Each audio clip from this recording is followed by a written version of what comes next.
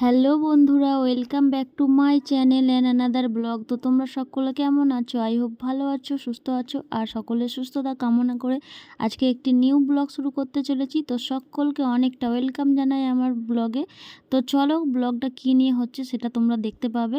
সকালবেলা কিন্তু উঠে গেছি, যেহেতু রাত করে বিয়েবাড়ি থেকে এসেছিলাম। তো সকালবেলা উঠতে পারছিলাম না, তবুও উঠেছি কারণ আমার বরবাবুর জন্য। বরমশাই এসেছে, আজকে দ্বিতীয় দিন হচ্ছে।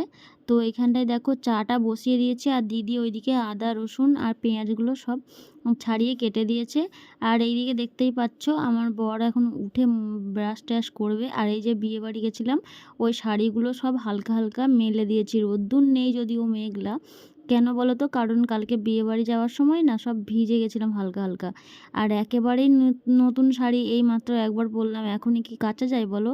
আর এটার মধ্যে বললাম না কালকে একটা মাইকের সেট আছে ছোটো মতো, ওটা আমার বর কিন্তু বাইরের থেকে নিয়ে এসেছে।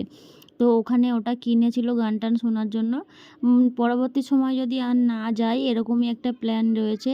পরবর্তী সময় আর হয়তো যাওয়া হবে না বাইরে। তো ওই কারণে কিছু কিছু জিনিস একটু একটু করে নিয়ে চলে আসছে। আর এটাকে তো আমার বাপের বাড়িতে নেব না, ওই জন্য কিন্তু শ্বশুরবাড়িতে রাখার জন্য নিয়ে যাচ্ছে। তো চা খেয়ে নিয়েছে, ডিম সেদ্ধ করেছিলাম, খেয়ে নিয়েছে।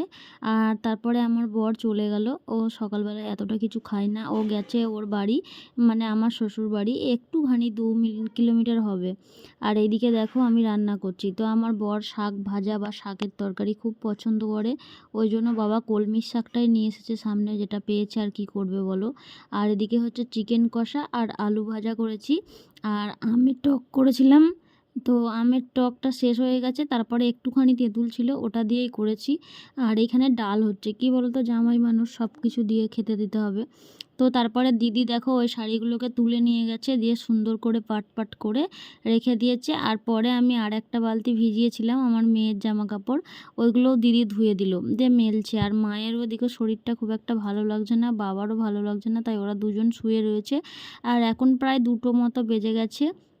আর আমি এসেছি ঘরে, ঘরটাকে সুন্দর করে গোছাবো তাই জন্য। আর সব লাইট ফ্যান বন্ধ ছিল, ভীষণই গরম, ওই জন্য সব অন করলাম।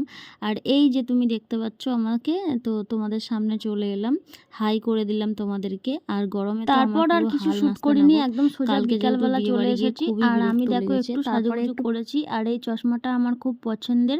একটা বছর আগে মাসির বাড়ির মেলা হচ্ছিল, তখন গেছিলাম মনসা পুজোর মেলায়, তখন কিনেছিলাম। আর এই কুর্তিটা কিন্তু একদমই নতুন, আর এই জামাটাও আমার মেয়ের নতুন, জাস্ট কালকে বিয়েবাড়ি একবার পরেছে। আর আমি কিন্তু এই কুর্তিটা একবারই নতুন পরলাম আজকে।